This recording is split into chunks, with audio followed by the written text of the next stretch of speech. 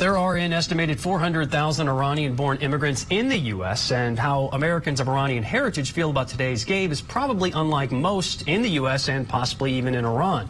To get this uncommon perspective on today's game is Majid Azartash, an Iranian-American who is a civil engineer and president of a construction company in Orange County, California, and he's in Qatar for today's U.S.-Iran matchup. Thank you so much for your time this morning.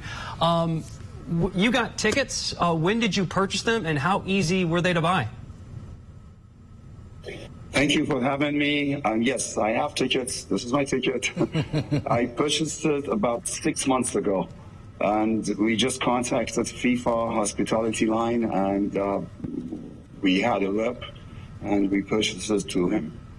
And listen, I assume, like the vast majority of folks there who cared enough to spend money and travel to be part of this, you just want to see a good soccer team, a good soccer game, and multiple soccer games, and root on your team and just enjoy the environment. Are you disappointed or frustrated at all that politics has seeped into this and is giving a fairly dramatic backdrop to today's game? Is that disappointing as a fan, or does it make you more into the game? Well, I'm a bit disappointed that the team players, the members, I want them to speak up, to stand with people in Iran. There is a revolution going on in Iran, and the entire world is voicing their opinion, their support for the people of Iran. And these guys, in my opinion, haven't done enough to stand with people in Iran. These guys meaning the team? The team players, yes. And on that same topic, real briefly, I'm noticing that T-shirt. Talk a little bit about what message you want people to get from what you're wearing right now. This is obviously a Mahsa Amini T-shirt. We're here. We want to be the voice of people in Iran. Let me stand up, okay. We want to be the voice of people in Iran. We want the entire world to know that there is a revolution in Iran, and people are fighting for democracy and basic human rights. And we want international support for the people in Iran. Do you plan on wearing that to the game?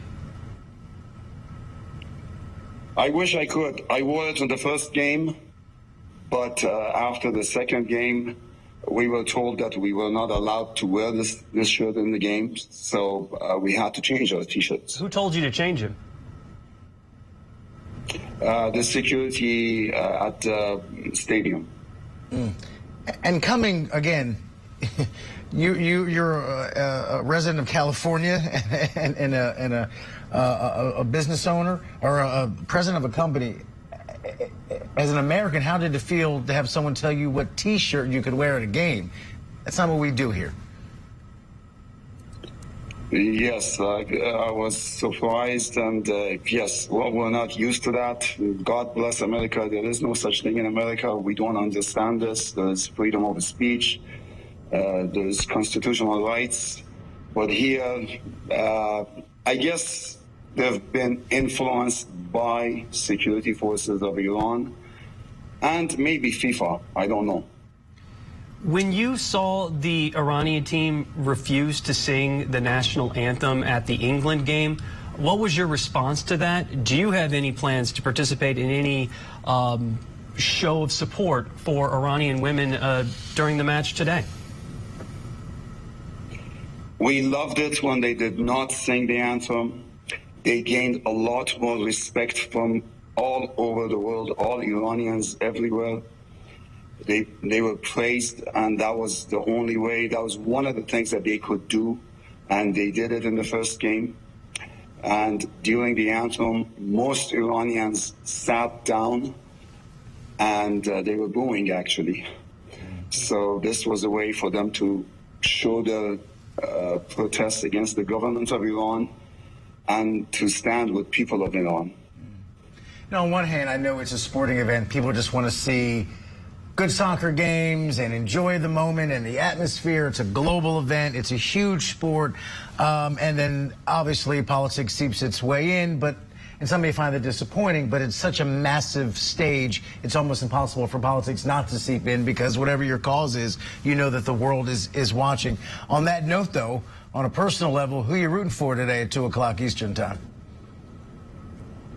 It's a tough one. I guess I cannot lose. Either way, I'm a winner.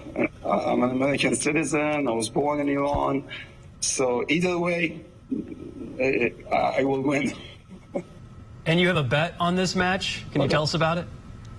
I do have a side bet with a friend of mine for lunch. So the bet is if U.S. wins, I'm paying for lunch. If Iran wins, he's paying for lunch. Fair enough. I hope you're paying. Exactly. And I want to end on a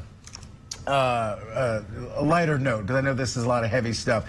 Again, I ask this from the perspective of an American who's fascinated by the experience you're having. What is it like to be in a stadium with a massive sports game where they're not selling alcohol? How's that going? He can't wrap his head around this. I can't fathom it.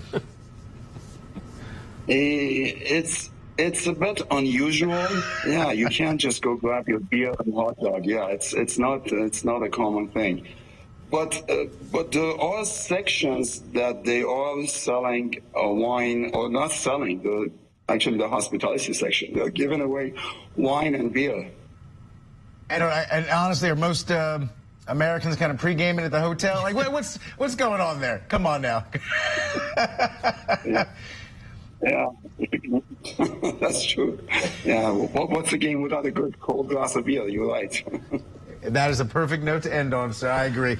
Listen, thanks for sharing your thoughts both on the experience and on the politics of the moment. At the end of the day, let's hope for a good game and a good experience by so many fans who have gathered there for the World Cup. I just want to thank you for this moment. I just want to say Zan, Zindagi, Azadi, women, life, freedom.